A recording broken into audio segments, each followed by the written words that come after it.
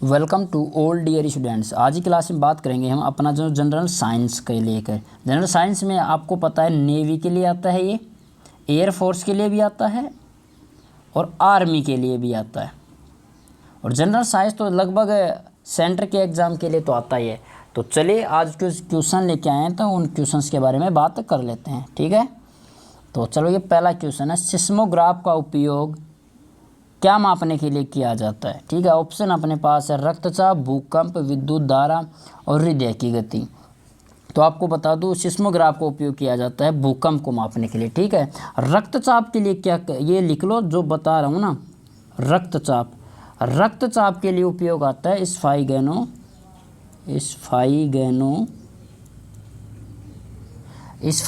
Manometer. ठीक है, manometer ये आता है रक्तचाप के लिए। ठीक है, दूसरा आता है विद्युत धारा के लिए, ये विद्युत धारा के लिए आता है एमीटर, आपको पता हो तो, है ना। और वोल्टमीटर आता है वोल्टा के लिए। अब आता है हृदय गति के लिए आता है अपना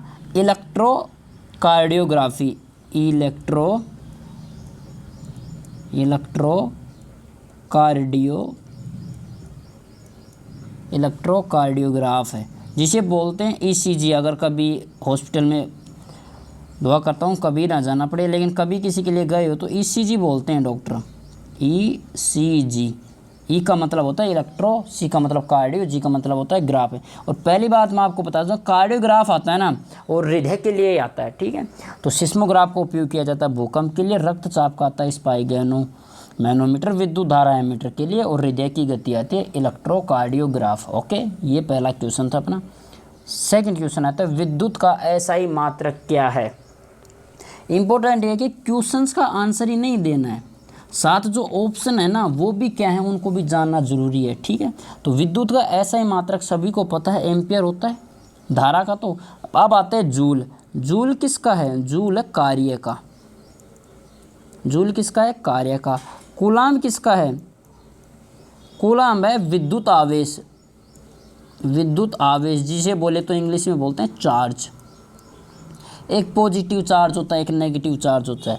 और वाट किसकी है? वाट होती है शक्ति। वाट किसका आता है? शक्ति। कई बार वाट, इसे पावर बोलते हैं ना, पावर। ठीक है, कार्य को वक बोलते हैं, और विद्युत आवेश को क्या होता है? इलेक्ट्रो चार्ज बोलते हैं। ठीक है, तो विद्युत का खुद का एम्पियर होता है, और ये बाकी के ऑप्शन है। ओके, चलिए तो हम बात करते हैं नेक्स्ट क्वेश्चन पे।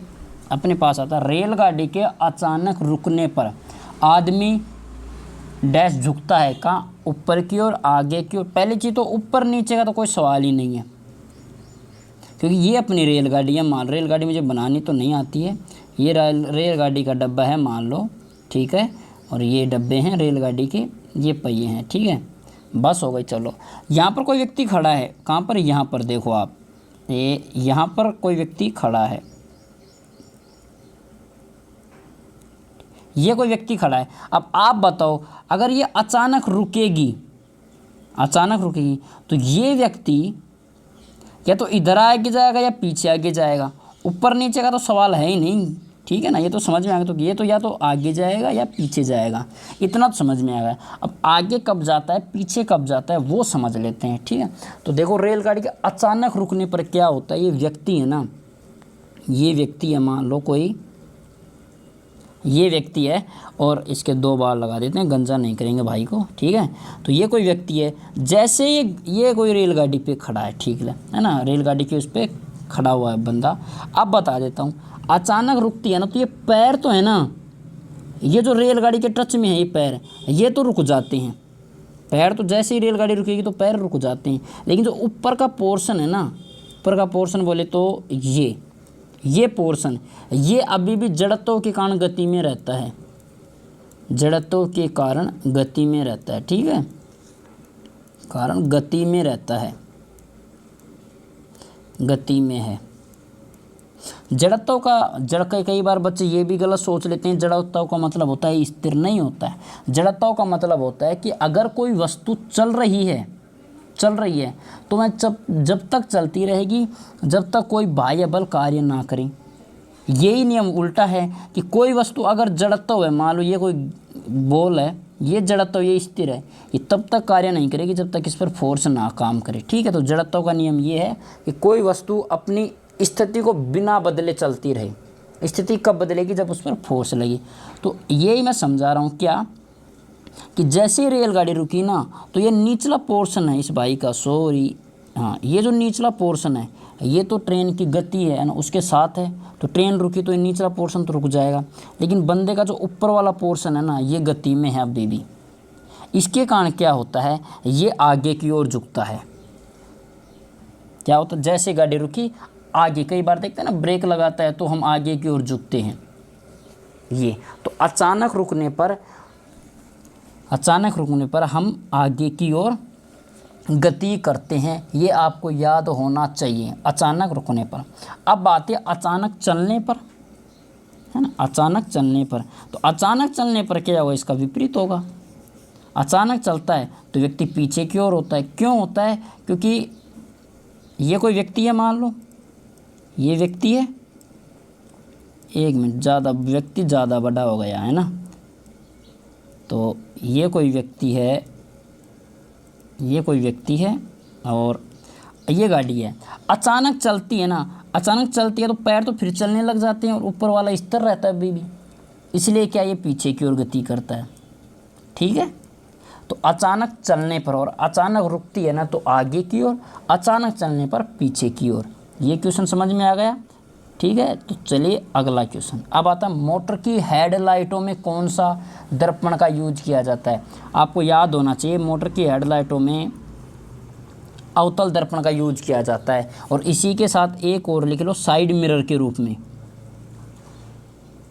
साइड मिरर बड़ी गाड़ियों में जो साइड पीछे वाहन को देखने के लिए जो यूज किया जाता है ना उसको बोलते हैं उत्तल दर्पण। और ये कई बार क्वेश्चन आ चुका है, पूछ लेता है साइड मिरर के रूप में, और हेडलाइटों में अवतल दर्पण का यूज किया जाता है। ओके, चलिए अगला क्वेश्चन लिखते हैं।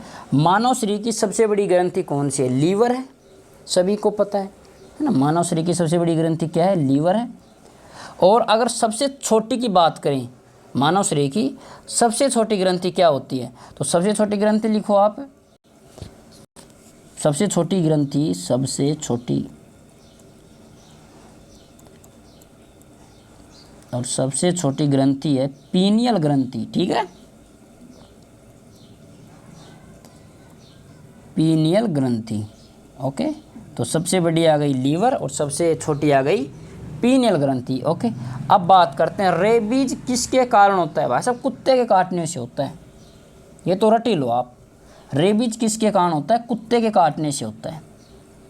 ठीक है, कुत्ता काट लेता है, रेबीज होता है। 16 इंजेक्शन लगते हैं, 25 इंजेक्शन लगते हैं ना, वो इसी के कारण होते हैं। क्योंकि और कुत्ते कौन से, वो अपने गाँव में बोलते हैं ना भिड़क जाते हैं, भिड़के वाला कुत्ता है ना, अब बिड़ खेड़ो है कुत्तो, तो वो ही है। तो चलिए अब आते हैं दूध से क्रीम निकालने में कौन सा बल लगता है।